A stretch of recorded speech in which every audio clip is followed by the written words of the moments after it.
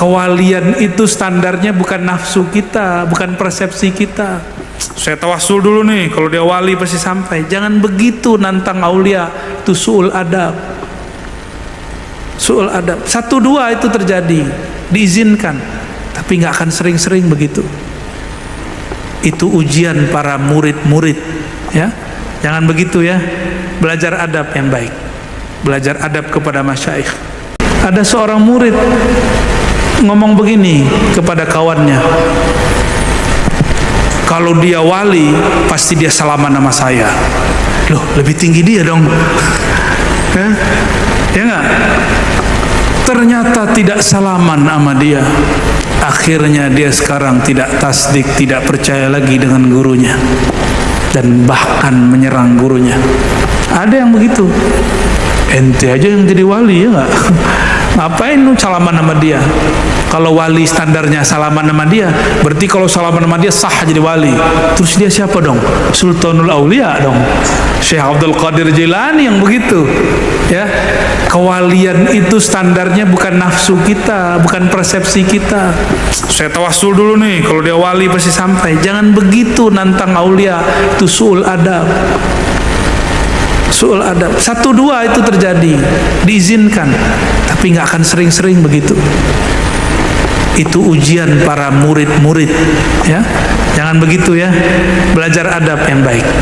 Belajar adab kepada masyaikh, ya. Wallahu a'lam bishawab. Udah cukup. Saya itu tidak ridho umat itu cuma kelas 1. Saya pengen umat itu tambah dewasa. Jangan Arab Badui itu karena ngaji dengan Rasulullah, ma'rifatnya nambah, naik. Awal-awal kita ajak orang salawat, kita kasih tahu kalau salawat utang terbayar, jomblo dapat jodoh, itu awal-awal. Sakit sembuh, itu awal-awal. Dikasih iming-iming. Kalau belajar hikam, makanya wajib yang sholawat ini belajar hikam. Apalagi Gus, Kiai, Habib, wajib belajar hikam kalau ada level-level ini. Kalau enggak, ruhaninya tidak dewasa. Apa kata Imam Nata'ilah? Min alamatil i'timad alal amal nuqsanur raja inda wujudiz zalal. Saya gak usah terjemahkan, tapi saya pakai syarahnya Ibnu Abbad. Kata beliau, ikhlas ada 3 tingkatnya. Tingkat awam, tingkat muridin, yang terakhir puncak arifin. Saya nggak mau jamaah yang hadir ini kelasnya kelas awam terus. Mau nggak diajak naik kelas? Ya, kalau enggak sama seperti onta. Onta itu datang kepada Rasulullah mengadukan urusan perutnya. Antum datang ke majelis maulid, berdoa, ya Allah semoga utangku terbayar, semoga makanku dapat. Lah apa bedanya? Mau sampai kapan begitu? Boleh, nggak apa-apa. Tapi capek mikir begitu, sholawat nanti capek. Maka banyaklah orang-orang aurat ribuan tapi lelah batinnya, nunggu-nunggu keajaiban. Kata guru, kalau baca sekian nanti ada duit di bawah kasur, dilihat-lihat nggak ada. Kata guru, nanti dapat rezeki dari waktu, tempat dan waktu yang tidak terhingga. Betul, itu ada. Saya mengalami, saya sahib tajribah. Antum mau sholat berapa? Mari kita adu. Saya pernah mengalami itu, tapi lelah di sini. Dalail baca sekian kali, harap nanti ini itu. Sholawat nariyah baca sekian kali, lelahnya bukan main. Akhirnya sir sholawat nariyah nggak dapat. Kita mau umat naik kelas, itu maksudnya. Itu maksudnya. Makanya walaupun saya dipotong sama Habib Abdurrahman Sahib antum di pengajian, saya tetap bilang sarang hiyo. Ya nggak apa-apa, karena beliau berdakwah di tataran awam. Saya yakin dia ngerti maksud saya. Cuma mungkin beliau nggak enakan ngajak orang awam ke atas. Ya. Kalau kita tidak, saya pahit, saya sampaikan. Karena pahit itu jamu, jamu itu menyehatkan. Ya, kalau manis-manis nanti sakit gula. Nggak mau sholawat nanti udah banyak kawan kita udah nggak mau lagi baca sholat nariyah habah. Udah nggak mau lagi wiridan 4.444 kali atau 11 kali ba'da sholat. Kenapa? Kata orang sholawat 11 kali nariyah ba'da sholat ya jelibur rizq, bisa menarik rezeki. Ah, nggak ada itu. Sudah begitu, Gus. Bahaya nggak tuh? Dia syak. Dia mulai syak kepada sholawat. Ini yang kayak kita khawatirkan. Kenapa? Dia bersolawat dengan nafsunya, bukan sholawat dengan cintanya. Mau nggak, Gus? Antum ane puji supaya antum nanti ngasih bocorin apa namanya, misalnya antum sohib amwal nih, banyak duit, ane puji supaya nanti kalau kasih proposalnya cair. Nanti nandain itu Ar-Razi kalau muji saya itu pasti ada maunya. Kalau bisa nggak ketemu sama Ar-Razi, kalau ada Ar-Razi di sana, oh saya minggir lah, gitu nggak? Ada kawan kalau nelfon pasti minta utang, ngutang, minta utang dong. Mohon maaf ya kalau yang ada yang kerjanya begitu. Terus kita dapat dari dia, ngangkat nggak? Males ngangkatnya. Rasulullah tidak pernah malas. Cuma Rasulullah terima lalu dididik. Oke, maka kami bagi-bagi tugas. Ada Habib yang mengumpulkan umat, ayo sholawat, banyak rezeki, sholawat bayar utang, nanti biar saya naikin dia kelas. Gitu. Kalau enggak sama dengan badui, persis, mohon maaf, seperti onta datang ke Rasulullah. Yang dikadukan bukan masalah gimana dapat syafaat di dunia dan akhirat, cuma syafaat perut. Masih lebih baik itu pohon, itu kayu ditanya, dipegang Rasulullah, ditanya, kamu pilih bersamaku di dunia atau masuk surga? Dia pilih mana? Masuk surga. Lebih mulia itu. Kalau datang ke Rasulullah yang diadukan masalah jabatan, masalah kerja, eman nggak? Kalau ketemu Rasulullah yang diminta syafaat tidak hanya di dunia, yang paling penting di akhirat. Terbayar hutang itu syafaat dunia, sembuh penyakit syafaat dunia. Kalau cuma syafaat dunia, itu yang kita minta. Innamal a'malu binniyat wa innamal likulli imri'in ma nawa. Yang kita niatkan sampai nanti di akhirat minta syafaat Nabi. Nabi jawab, kan sudah dulu kamu minta sembuh. Dulu kamu minta bayar utang, kebayar kan? Gitu. Mau begitu? Mau naik kelasnya? Mau. Kalau ngaji ma'rifatullah wajib naik kelas. Orang yang kenal Allah. Kalau saya sudah kenal sama Gus ini, maka kalau ngopi muji beliau karena emang suaranya enak, bukan karena pengen dicairkan proposalnya. Kira-kira begitu. Wah, ini sohib aneh nih, nyaman, ngopi bareng nyaman, ketemu nyaman, bahkan rindu kalau nggak ketemu, nelfon, ente di mana? Tapi kalau datangnya cuma karena ada hajat, kalau hajat nggak ada, datang nggak? Maka Imam Sya'rani mengatakan, ahlud dunia datang kepada ulama kalau ada hajat. Ini sudah mau dekat nih 2023, Abah pasti banyak dikunjungi sama politisi nanti. Ya, nanti Gus ini antum juga sama nih, bakal banyak diundang-undang nanti tuh, ya. Jadi undang-undangan nanti, ya. Berkah ya, amin. Tuh kan seneng kan? Jadi kita tidak melarang, kita cuma bilang, oi jangan tertidur dengan iming-imingan itu untuk menarik orang bersolawat. Kalau sudah solawat kita naikin. Maka ada namanya salawat muridin, ikhlasnya para murid. Murid ini sudah naik kelas, salawat karena ingin tenang. Ini loh mana. Salawat karena bertambah ma'rifat, sudah muridin. Orang-orang ini sudah oke. Ini sudah tinggi, sudah kelas tinggi. Salawat karena ingin batinnya, ruhnya, kolbunya bercahaya. Ini sudah tinggi. Tapi ada yang lebih tinggi dari itu. Orang-orang yang level 2, dia tetap mengedepankan dirinya, tapi dirinya yang batin. Sedangkan kelompok pertama mengedepankan dirinya yang zahir. Lain dengan level 3, arifin. Dia nyembah Allah karena Allah layak disembah. Dia bersalawat kepada Rasulullah karena Rasulullah layak disalawatkan. Bukan karena dia ada hajat. Seandainya dia sakit, dia salawat, tidak sembuh penyakitnya, dia tetap salawat.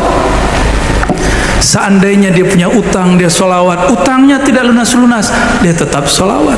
Karena utangnya salah dia sendiri, bukan salah Rasulullah sallallahu alaihi wasallam. Faham maksud saya? Maka saya tidak marah kepada orang-orang yang mengajarkan itu. Cuma saya gergetan kalau dibiarin begitu. Ya. Bukankah di Quran diajarkan afala taqilun? Apakah kalian tidak berfikir? Disuruh mikir, bukan hanya dibuat khayal-khayalan pahala. Disuruh kita mikir. Dan akal itu hobinya mengenal. Bertambah pengenalan, bertambah kecil terlihatnya pahala. Kita merindukan surga bukan karena surganya lagi, tapi karena di surga bertemu Rasulullah sallallahu alaihi wasallam. Karena di surga nanti diizinkan memandang wajah Rasulullah. Jika setelah memandang wajah Rasulullah baru sanggup memandang wajah Allah. Jadi saya rindu surga bukan karena mau kawin sama bidadari. Di sini juga banyak perempuan.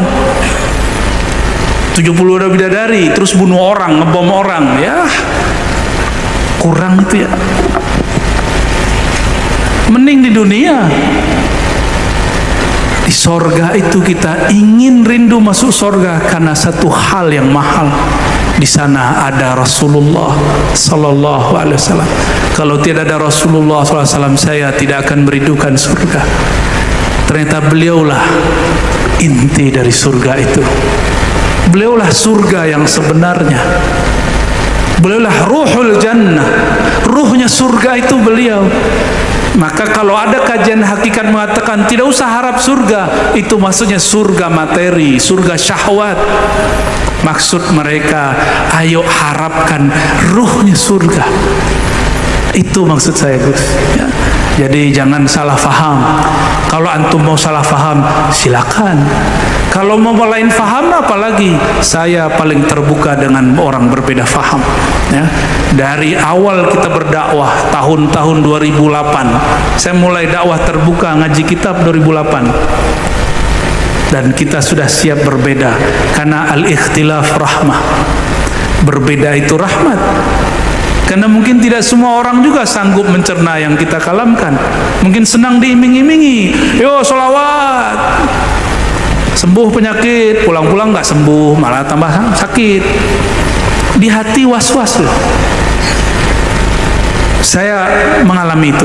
Maka bapak saudara, para asatiz, mari sama-sama mendewasakan umat. Sepakat nggak? Mari sama-sama kita mengedukasi umat. Karena ini perintah amanah ilahiyah. Afala taqilun? Apakah kamu tidak berakal berfikir? Barangkali itu, ya. Jadi majelis sholawat terus lakukan. Antum kan bukan onta tuh, ya. Kan ngaji ma'rifat dengan beliau. Ngaji ma'rifat gak ada masalah. Lanjutkan itu. Ya. Wassallallahu ala nabiyina Muhammad. Khalas. Salam Habib Abdurrahman, Masya Allah. Mana Habibnya? Habib, sarang hiu Habib. Mohon maaf Pak Buya, ada mungkin satu pertanyaan lagi dari jemaah. Fadal. Assalamualaikum warahmatullahi taala wabarakatuh. Assalamualaikum warahmatullahi wabarakatuh. Mohon izin ayahanda Kiai Haji Jumiri Dahri, saya ingin menyampaikan sesuatu pencerahan. Saya minta pencerahan kepada Buya. Sebenarnya tadi malam saya ingin sampaikan, cuman karena kesempatan tidak ada.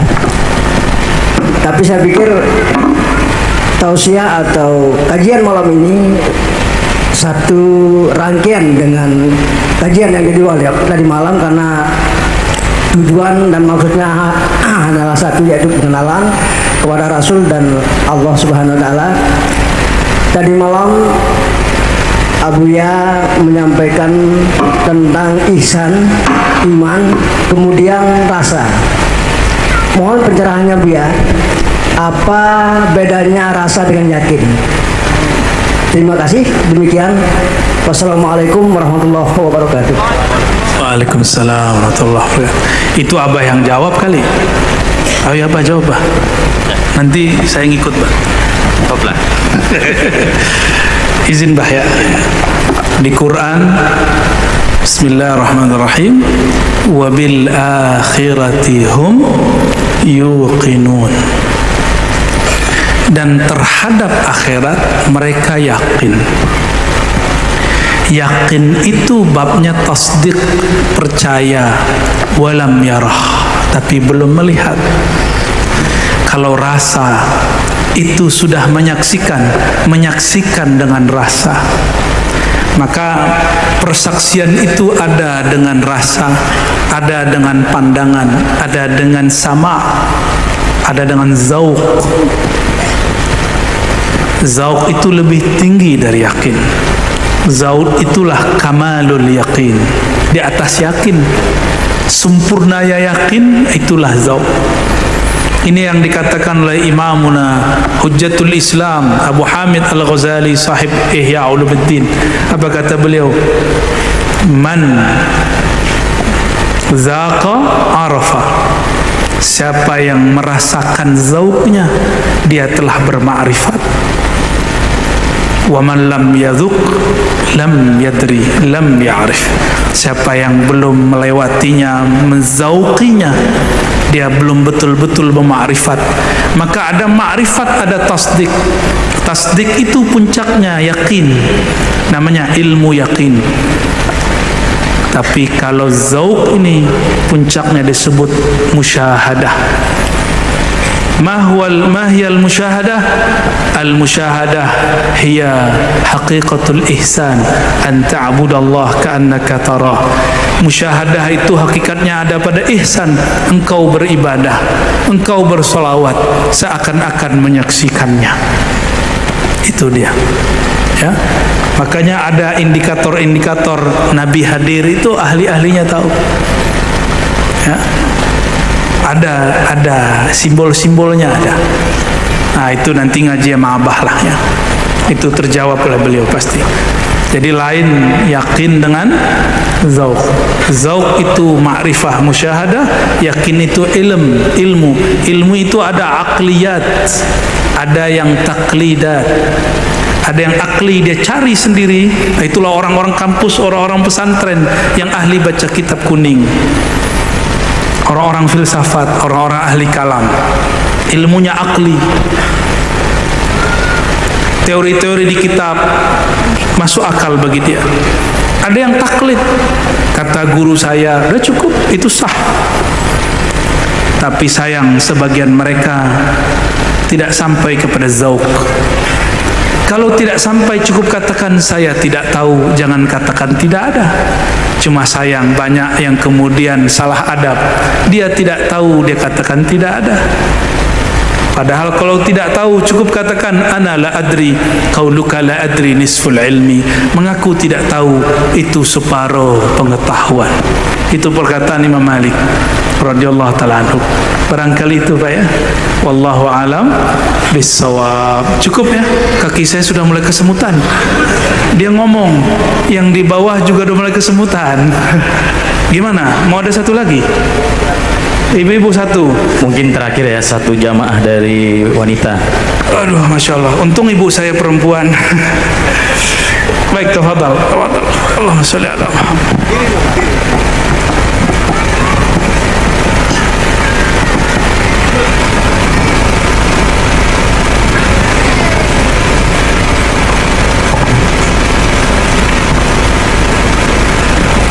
Bismillahirrahmanirrahim.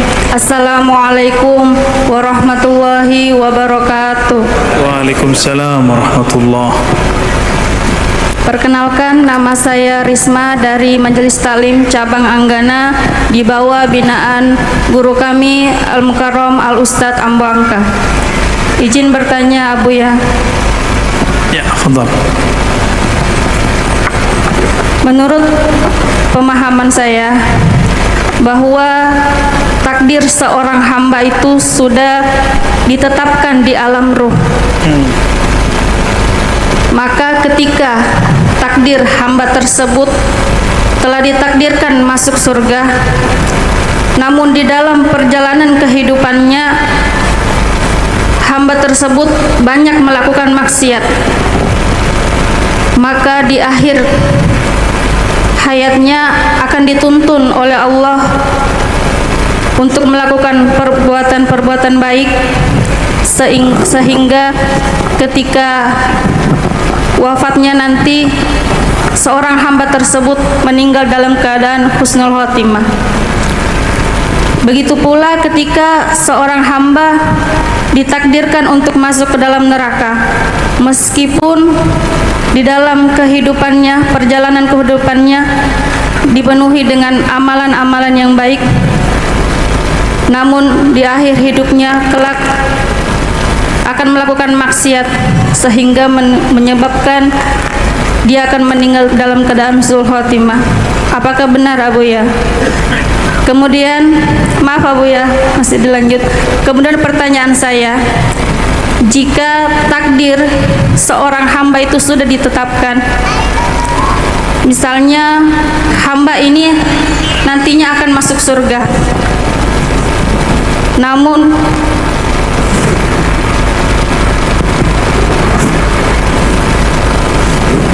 lalu untuk apa hamba ini masih harus berdoa? Bukankah Allah sudah menskenarokan kehidupannya kelak dia akan masuk surga? Atau dalam misalnya hal dunia, seorang hamba ini akan sukses dalam kehidupan dunianya, maka untuk apa lagi hamba tersebut harus berdoa? Karena walaupun tanpa berdoa itu akan tetap dia dapatkan surga itu dan kesuksesan dunia itu. Baik itu saja Bu ya. Assalamualaikum warahmatullahi wabarakatuh. Ya. Salam. Baik Bu Risma, ngajinya panjang ya. Bu Risma, bener, bukan Bu Risma Surabaya kan? Bu Menteri sekarang ya. Pertama tentang takdir. Takdir itu ilmu Allah yang Allah turunkan ke Lauh Mahfuz. Ilmu Allah lebih luas dari Lauh Mahfuz. Dan itu ditetapkan sebelum kita lahir. Betul. Itu kan di sana, bukan di sini. Jangan bawa hukum sana ke sini. Di sana ilmu Allah, di sini ilmu makhluk. Maksudnya apa? Sahabat bertanya, hadis Imam Bukhari, "Ya Rasulullah, kalau betul semua orang sudah ditentukan surga nerakanya, fafimal amal?" Jadi pertanyaan ibunda ini sudah pernah ditanyakan sahabat Nabi. Ya, berarti mungkin nurnya sahabat turun ke ibu ini ya. Masya Allah. Sahabat nanya, untuk apa beramal wahai Rasulullah kalau kita sudah diketahui dalam ilmu Allah? Apa jawaban Nabi? Ya'malu fakullun muyassarun lima khuliqalah. Kalian beramal saja, jangan pikirkan ilmu Allah, karena memikirkan ilmu Allah bagian dari memikirkan sifat dan zat Allah, dan itu terlarang. Tafakkaru fi khalqillah, maksud Nabi begitu. Maka di hadis Ibnu Mas'ud dan Ibnu Abbas ada kalimat tafakkaru fi khalqillah. Yang engkau fikirkan itu cukup ilmu makhluk, jangan ilmu Allah. Gak sanggup kita memikirkan ilmu Allah. Maka Nabi mengatakan masing-masing kamu akan dimudahkan, jika ahli surga ke surga, ahli neraka ke neraka. Hadis Imam Bukhari menyebutkan innamal a'mal bil khawatim. Penentu kalian adalah akhir penutup amal kalian. Karena orang di akhir hayatnya akan terbuka jati dirinya. Kalau sebelum meninggal, walaupun sesaat Allah zahirkan yang di dalam. Ini dijelaskan oleh murid daripada Imam Abul Abbas Al-Mursi, namanya Ibnu Daqiq Al-Aid. Apa kata dia? Seorang sufi, seorang usuli ahli ma'rifat, ahli hadis juga. Apabila seseorang di kolbunya dulu ada ketidakikhlasan, ada noda-noda yang dia tumpuk, dia sembunyikan, jika dia hendak sakratul maut, itu noda Allah tumpah ruahkan keluar. Tapi jika yang dia simpan nur, dia mencari kebenaran, meskipun sudah bunuh 100 orang, yang ke-100-nya ulama, dia kemudian mati husnul khatimah. Termasuk seorang perempuan pelacur, dia cuma dengan memberi seekor kambing, bukan kambing, anjing malah ya, anjing, tapi Allah mengatakan aku ampuni dia. Kalau Allah sudah ampuni, masuk surga. Itu sebabnya kita tidak boleh mensucikan, mengkultuskan orang soleh, sebagaimana kita tidak boleh menghina orang-orang yang bermaksiat, karena kita tidak tahu akhir hayatnya. Ya, tapi sudah ada bocorannya. Man adali waliyan faqad azantuhu bil harb. Siapa yang menyakiti kekasih-kekasihku, wali-waliku, aku nyatakan perang baginya. Kata ulama kita, orang yang menyakiti wali-wali Allah, su'ul khatimah, itulah perang Allah untuknya. Dulu di tempat saya ada seorang wali Allah, mursyid tariqat Naqsyabandiyah, ditantang debat oleh seorang ulama yang dianggap ulama zahirnya. Debat, kalah debat, tapi dia masih membenci guru kami itu. Padahal perjanjiannya, jika kalah debat dia tidak ganggu, tidak menjelek-jelekkan, tapi dia tetap menghina. Apain tuh zikir-zikir? Allah itu enggak tuli, ngapain diteriak-teriakin? Sudah digituin belum, Mbak? Udah ya? Sama. Orang itu ngomong sama. Itu ulama.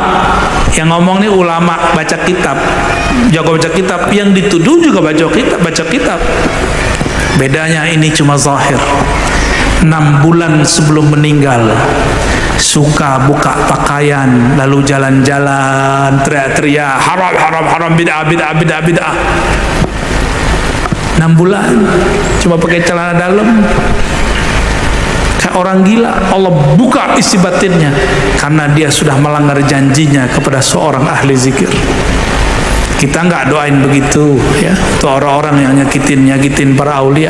Kita cuma mendoakan semoga Allah membuka hati kita semua, karena kita juga nggak merasa suci kok ya. Ilmu yang kita kaji ilmu aulia, kita belum tentu wali di sisi Allah. Kan ada wali dipecat, ya kan? Oh iya, wali yang dipecat, nggak percaya.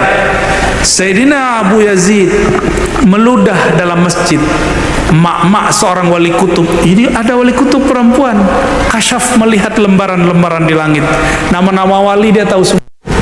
Apa kata si mak? Pak Yazid, saya khawatir adab burukmu ini membuat namamu terhapus. Dan ngeri juga kalau ada. Ya, jadi cukup kita fikirkan ilmu kita, gak usah fikirkan ilmu Allah. Ilmu Allah ya suka-suka Allah lah. Nah, orang lupa takdir itu gak ada urusannya dengan tidak kerja. Makanya Imam Ghazali berulang-ulang mengatakan, diulang lagi di kitab ini, dan yang paling kenceng itu di kitab Ihya. Kata beliau, tidak ada hubungannya malas dengan tawakal. Kalau kita ada ya, kenapa nggak kerja bro? Masya Allah ya akhi, ya Allah sudah menakdirkan rezeki kita hari ini. Bilang aja ente malas ya. Lain dengan Abu Yazid yang kita kesahkan tadi di masjid. Abu Yazid itu bukan dia yang cari rezeki, dia dicari rezeki. Ini makomnya Sayyidina Ali. Sayyidina Ali mengatakan, engkau itu cuma 2 aja, imma talibur rizq au talabahur rizq. Kamu itu dua aja, pemburu rezeki atau yang diburu rezeki. Kalau kayak abah ini sudah diburu rezeki. Disebut dalam kitab hikam namanya tajrid. Maka beliau setiap malam saya tanya, abah majelis kapan aja bah? Hampir tiap malam. Nah, itu tajrid sudah, karena sudah pensiun bah ya. Itu contohnya. Selevel beliau masih PNS bah ya. Baru pensiun 6 tahun, 4 tahun. 4 tahun. Jadi mengenal Allah, belajar ma'rifat tidak ada urusannya dengan bekerja dan tidak bekerja. Ya. Jomblo-jomblo Jabariyah, tahu enggak? Enggak pernah ngelamar. Nunggu dilamar, ya salam. Ente bukan Nabi Muhammad, dilamar sama Khadijah. Lamar dong, kenalan. Ya. Beliau pakarnya ya, Gus ya. Nanti ijazahnya dari beliau tuh. Ada orang-orang yang begitu sampai hari ini dicari rezeki dia, bukan dia yang mencari rezeki. Kenapa dia dicari rezeki? Karena kolbunya bersama Sang Maha Pemberi rezeki. Qalbuhu ma'ar razzaq. Kita ini kenapa lelah mencari rezeki? Karena hati bersama rezekinya. Orang ini bekerja sama-sama, dia berangkat sama, dagangnya sama, bedanya ini dikejar, ini mengejar. Itu aja bedanya. Jadi tidak ada alasan iman kepada takdir lalu tidak bekerja, tidak beramal. Dan terakhir tadi, kalau Allah sudah tentukan, untuk apa berdoa? Berdoa nggak ada urusannya sama takdir. Berdoa itu urusannya munajat hamba. Gimana dengan hadis? Tidak ada yughayyirul qada, la yughayyirul qada illa doa. Tidak merubah qada kecuali doa. Bagaimana dengan hadis ini? Saya tanya balik, kita berdoa itu takdir bukan? Takdir bukan? Orang berdoa itu dengan takdir Allah atau takdir dia sendiri? Nah, maka Ahlus Sunnah itu antara dua aliran. Ada aliran namanya Qadariyah. Qadariyah itu mengatakan Allah itu setelah menciptakan makhluk, Allah berlepas diri. Si makhluk itu tanggung jawab dengan dirinya sendiri. Dia yang menentukan takdirnya sendiri. Pengen keren, tapi banyak tuh orang-orang Qadariyah miskin. Amr bin Ubaid miskin. Abu Hudzail al-Allaf jarang makan. Itu Qadariyah namanya. Nggak ada urusannya orang Qadariyah yang mengatakan takdir di tangannya lalu jadi kaya, nggak ada urusannya. Ada lawan Qadariyah namanya Jabariyah. Pemimpinnya namanya Jaham bin Sofwan. Itu meninggal memberontak kepada pemerintah. Kenapa dia Jabariyah tapi masih berontak? Apa arti Jabariyah? Ya ngapain usaha? Kalau ada orang maksiat, kata dia dipaksa maksiat oleh Allah. Nahnu majburun. Kami dipaksa maksiat, kami dipaksa kerja. Tapi dia masih perang.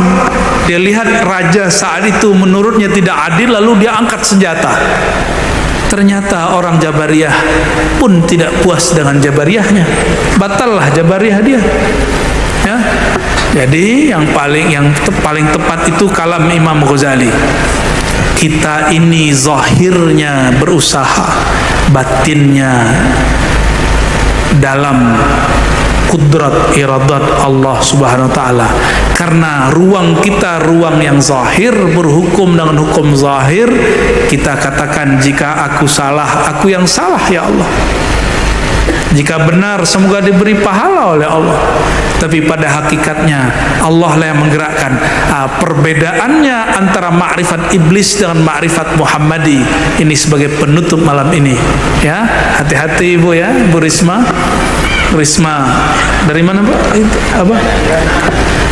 Kangganawiyah gitu ya. Beda ma'rifat al-Muhammadi dengan ma'rifat iblisi. Apa bedanya? Adab. Sayyidina Al-Khidr ketika beliau ditanya oleh Sayyidina Musa, kenapa engkau bunuh anak kecil? Kenapa engkau rusak kapal? Kenapa?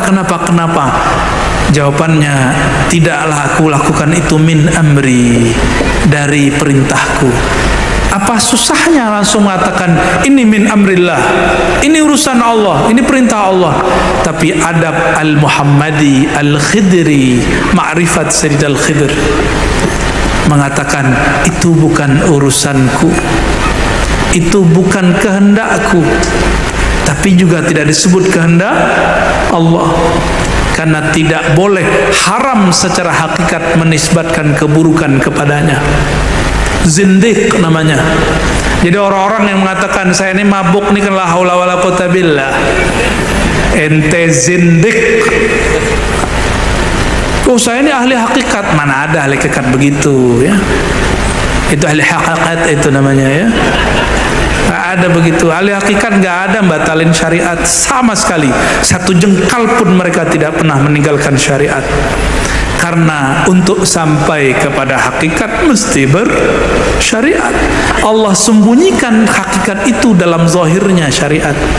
Nggak mungkin dipisah-pisah. Tapi al-asal haqiqah wal far'u syariah. Begitu kata Imam Zarruq, dan itu sahih. Asal pokoknya syariat, cabangnya. Asal pokoknya hakikat, cabangnya syariat. Jadi adabnya Nabi Muhammad apa? Tidak menyebut keburukan dari Allah, meskipun segala sesuatu diciptakan oleh Allah Subhanahu wa taala. Paham lebih kurang ya? Insyaallah itulah oleh-oleh malam ini. Bulannya sudah menyapa kita. Alhamdulillah. Kalau boleh request ditutup dengan Qamarun ya? Boleh. Abah mau tambahkan? Kalau talqin ke Abah aja, Ustaz. Adab saya, kalau ada mursyid di satu wilayah, maka di wilayah itu ambil talqin kepada beliau. Gitu Ustaz. Jangan marah Ustaz ya. Tapi kalau Ustaz mau nanti datang ke seberang, ya, ngambil tabarruk.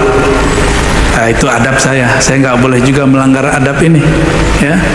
Nanti saya dimalahi oleh yang punya ilmu talqinnya, baginda Nabi Muhammad sallallahu alaihi wasallam.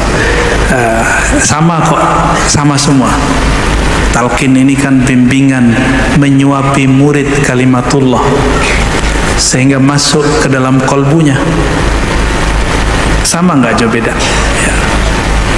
Bahkan mungkin lebih tua beliau lah, lebih lama beliau mengamalkannya ya. Jadi yang ada di YouTube itu silakan diamalkan sepantasnya untuk diamalkan. Selebihnya pemantapan silakan ambil dari di mana mursyid tempatan ada, ambil dari beliau. Ada syekh, ada ahli ma'rifat di situ, kembangkan di sana ya. Begitu Pak Imam ya. Afwan. Barangkali itu karena saya harus siap-siap juga untuk berangkat. Mohon maaf salah dan kurangnya. Salam cinta kepada semua yang hadir. Semoga Allah kumpulkan kita bersama baginda Nabi Muhammad sallallahu alaihi wasallam zahiran batinan fid dunya wal akhirah. Allahumma arzuqna ru'yatahu fid darain. Allahumma arzuqna ru'yatahu fid darain. Ya Allah, berikan kami anugerah memandang nur wajah baginda Nabi Muhammad sallallahu alaihi wasallam meskipun sesaat ya Allah sebelum Engkau memanggil kami. Wa sallallahu ala sayyidina Muhammad walhamdulillahi rabbil alamin. Assalamualaikum warahmatullahi wabarakatuh.